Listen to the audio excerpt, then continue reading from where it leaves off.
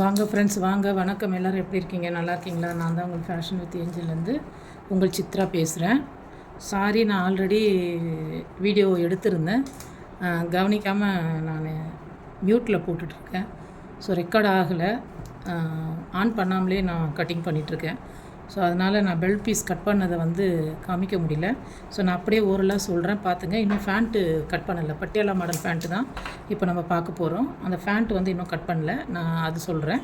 இப்போ belt piece மட்டும் எப்படி கட் பண்ணேன், எப்படி துணி மடித்து போட்டேன்றது மட்டும் நான் உங்களுக்கு சொல்கிறேன், கேட்டுங்க. நாங்கள் அடுத்த வாட்டி ஃபேண்ட் இந்த மாதிரி வரும்பொழுது நான் கண்டிப்பாக அந்த வீடியோவை நான் உங்களுக்கு ஷேர் பண்ணுறேன். இப்போ பார்த்திங்கன்னா ஃபேண்ட்டுக்கு நான் இப்படி நீட்டில் மடிச்சிருப்பேன். துணி பார்த்திங்கன்னா தெரியும், ஸ்ட்ரெயிட்டில் இருக்கும்.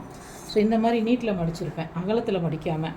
ஏன்னா பெல்ட் பீஸ் இது நல்லாவே 3 மீட்ரு கொடுத்துருக்காங்க. 3 மீட்ரு தாராளமாக போதும் ஒரு பட்டியாலாவுக்கு. அதில் பார்த்திங்கன்னா ஸ்ட்ரெயிட் பீஸ்லேயே கட் பண்ணியிருக்கோம் பெல்ட் பீஸ்க்கு. பெல்ட்டு பார்த்திங்கன்னா அவங்களுக்கு அகலம் 13, நான் தையலுக்கும் சேர்த்து 14 இன்ச்சு எடுத்திருக்கேன் ஒன் சைடு. உயரம் பார்த்திங்கன்னா 10, அவங்களுக்கு 2 இன்ச்சு நம்ம நாடாக்கு மடிக்கிறதுக்காக 2 இன்ச்சு விட்டுருக்கோம்.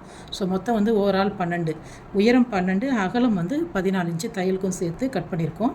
இது துணி 4ஆக மடித்து போட்டு கட் பண்ணணும். 4ஆக மடித்து போட்டு கட் பண்ணிட்டீங்கன்னா உங்களுக்கு இது மாதிரி 2 பீஸ் கிடைக்கும். ஸோ நம்ம பாருங்கள், அவங்களுக்கு பெல்ட் பீஸ் அவங்க அகலத்துக்கு நல்லாவே வந்துடுச்சு. அதே மாதிரி பார்த்திங்கன்னா நாடாவுக்கு ரொம்ப துணி நிறைய விடாதீங்க. ஒரு 5 ஒன் சைடுக்கு 5 இன்ச்சு வச்சிங்கன்னா உங்களுக்கு டபுள் சைடுக்கு 10 இன்ச்சு போதும் தாராளமாக நாடாவுக்கு. ரொம்ப அவங்க சுருக்கம் வச்சுட்டாங்க அப்படின்னா அவங்களுக்கு வயிறு ரொம்ப பெருசாக இருக்கிற மாதிரி தெரியும். இப்போ ஒரு தொப்பையாக இருக்கிறாங்க அவங்களுக்கு அப்படின்னா அவங்களுக்கு வயிறு ரொம்ப இன்னும் பெருசாக இருக்கிற மாதிரி தெரியும். ஸோ அந்த மாதிரி இல்லாமல் நீங்கள் எந்த மாதிரி வச்சிங்கன்னா அவங்களுக்கு நல்லா ஃப்ளாட்டாக கொஞ்சம் தெரியும்.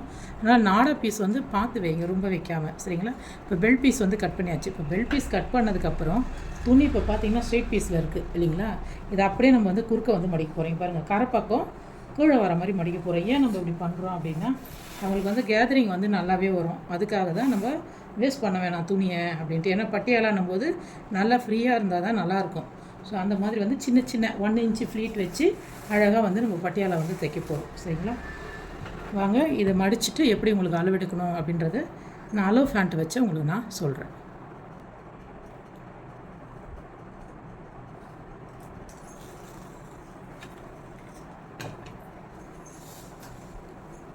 ஆல்ரெடி நம்ம பெல்ட் பீஸ் கட் பண்ணிட்டோம்.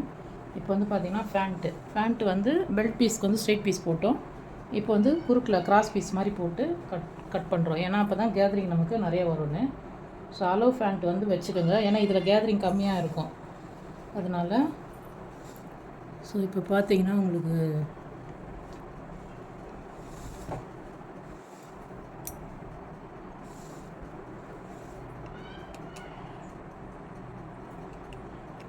இப்போ பார்த்தீங்கன்னா இது பெல்ட் பீஸ் நல்லா கரெக்டாக வச்சுக்கோங்க.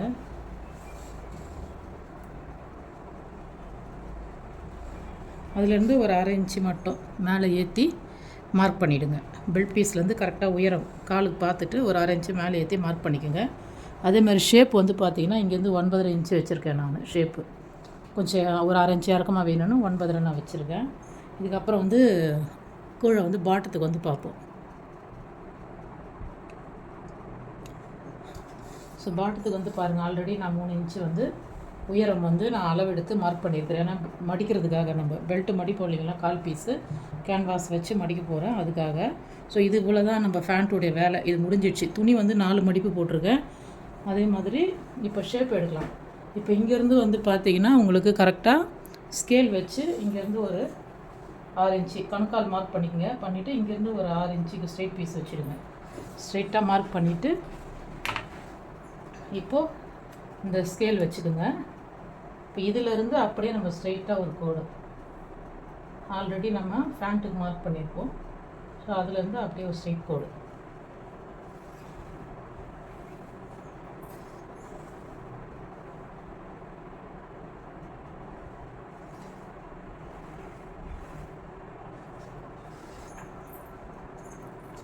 இப்போ ஆல்ரெடி பாருங்கள், இங்கேருந்து நம்ம அப்படியே ஃபேண்ட்டுக்கு ஒரு கோடு போட்டோம். பார்த்தாலே தெரியும் உங்களுக்கு ஃபேண்ட்டுடைய அந்த இது எவ்வளோ அழகாக வந்திருக்குன்னு. இப்போ நம்ம இங்கேருந்து ஷேப்புக்கு அப்படியே மார்க் பண்ணிக்கோங்க. இங்கேருந்து அப்படியே மார்க் போட்டுருங்க. அவ்வளோதான். இப்போ நம்ம அப்படியே கட் பண்ணுற வேலை தான். 3 மீட்டரில் துணி எதுவுமே நம்ம வேஸ்ட் பண்ணவே இல்லை, அப்படியே போட்டு கேதரிங் வந்து வச்சுருக்கோம். இந்த ஃபேண்ட்டில் வந்து இந்த துணியில் வந்து ரொம்ப நல்லாயிருக்கும் ஃபேண்ட்டு. இது வந்து கிரேப் மெட்டீரியலு, ஸோ லைனிங்லாம் தேவையில்லை, ஆனால் ரொம்ப நல்லாயிருக்கும். மீட்டரும் வந்து பார்த்திங்கன்னா இது ஒரு மீட்ரு வந்து 49 ரூபா தான், 50 ரூபான்னு வச்சுக்கோங்களேன்.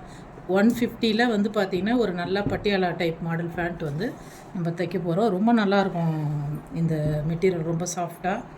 ஸோ இந்த மாதிரி கேட்குறவங்களுக்கு கூட நீங்கள் கஸ்டமருக்கு அழகாக நீங்களே எடுத்து கூட நீங்கள் வந்து தைச்சி கொடுக்கலாம்.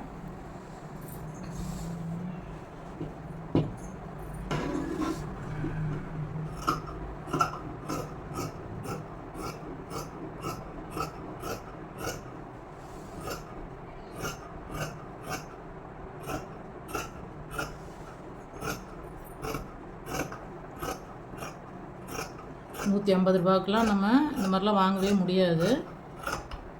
அதுவும் இல்லாமல் ஃபேண்ட்டோடைய தைக்கிறதுக்கு ஒரு 150னா கூட, ஸோ 300க்குலாம் வந்து இந்த ஃபேண்ட்டு கிடைக்காது.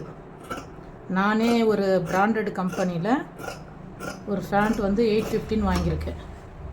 இதே மெட்டீரியல் தான், என்ன ஒன்று கொஞ்சம் கோல்டு பிரிண்டட் வரும் அதில், அவ்வளோதான் வித்தியாசம்.